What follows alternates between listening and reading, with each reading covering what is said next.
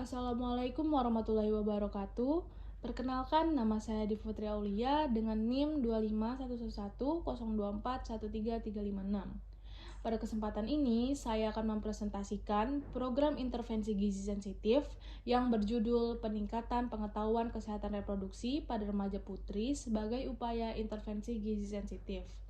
Baik, untuk memulai presentasi ini, saya akan menjelaskan terlebih dahulu mengenai latar belakang dari program yang diusulkan. Remaja putri merupakan kelompok yang rentan mengalami berbagai masalah kesehatan reproduksi akibat kurangnya pengetahuan dan pemahaman yang benar mengenai kesehatan reproduksi.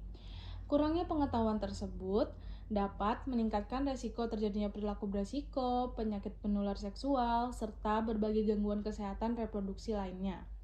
Oleh karena itu, edukasi kesehatan reproduksi sangat penting untuk meningkatkan pengetahuan dan kesadaran remaja putri dalam menjaga kesehatan reproduksinya. Selain itu, kesehatan reproduksi yang baik juga berperan dalam pencegahan anemia, kehamilan usia dini, dan persiapan status gizi sebelum memasuki usia reproduksi.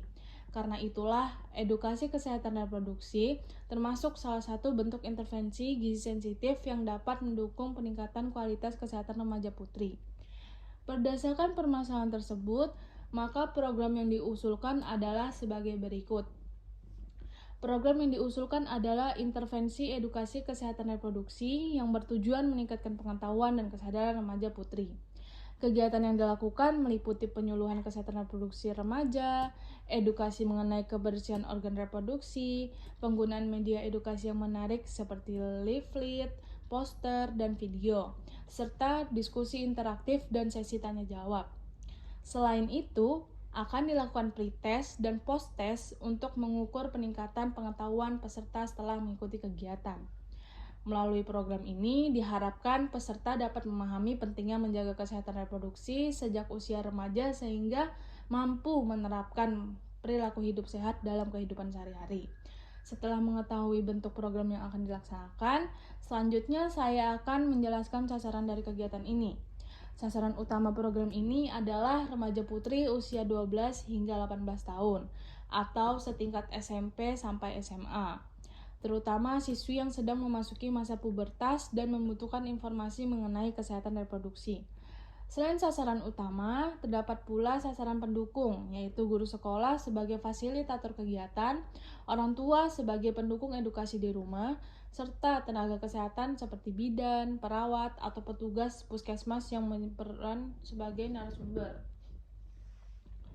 Keterlibatan berbagai pihak tersebut diharapkan dapat mendukung keberhasilan program secara optimal. Agar program dapat berjalan dengan baik, tentu diperlukan beberapa sumber daya pendukung. Berikut kebutuhan sumber daya yang diperlukan.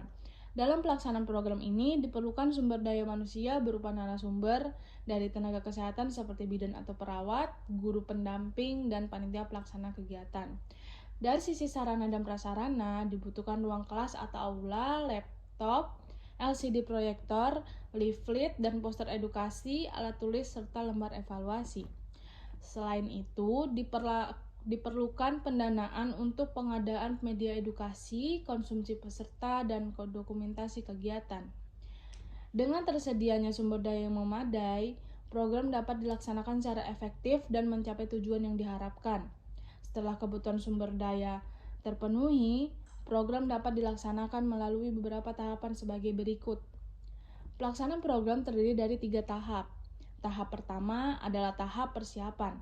Pada tahap ini dilakukan koordinasi dengan pihak sekolah dan tenaga kesehatan, menentukan jadwal kegiatan, serta menyiapkan materi, media edukasi, dan instrumen evaluasi.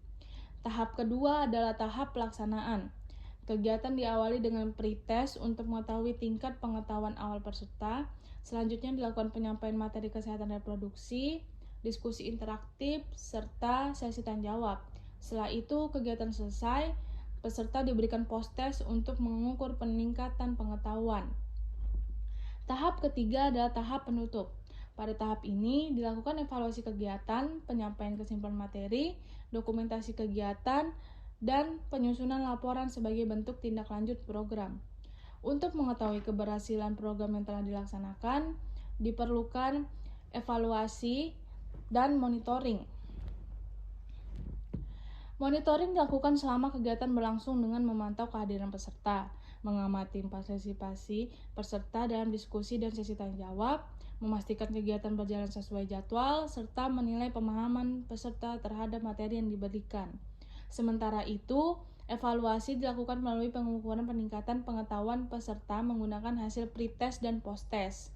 Selain itu, dilakukan pengumpulan umpan balik dari peserta terkait materi maupun pelaksana kegiatan. Hasil evaluasi tersebut nantinya dapat digunakan sebagai bahan perbaikan untuk pelaksanaan program di masa mendatang agar menjadi lebih efektif. Berdasarkan seluruh rangkaian program yang telah dijelaskan, maka dapat ditarik beberapa kesimpulan sebagai berikut. Program edukasi kesehatan reproduksi merupakan salah satu upaya promotif yang penting untuk meningkatkan pengetahuan dan kesadaran remaja putri dalam menjaga kesehatan reproduksinya. Melalui penyuluhan, media edukasi yang menarik, serta diskusi interaktif, diharapkan remaja putri mampu memahami pentingnya kesehatan reproduksi dan menerapkan perilaku hidup sehat dalam kehidupan sehari-hari. Dengan demikian, program ini dapat mendukung peningkatan kualitas kesehatan remaja putri, sekaligus menjadi salah satu bentuk intervensi gizi sensitif yang bermanfaat bagi kesehatan di masa depan. Demikian kesimpulan dari program yang saya usulkan. Selanjutnya saya akan menutup presentasi ini. Sekian presentasi yang dapat saya sampaikan mengenai peningkatan pengetahuan kesehatan reproduksi pada remaja putri sebagai upaya intervensi gizi sensitif. Saya mengucapkan terima kasih atas perhatian yang telah diberikan. Wassalamualaikum warahmatullahi wabarakatuh.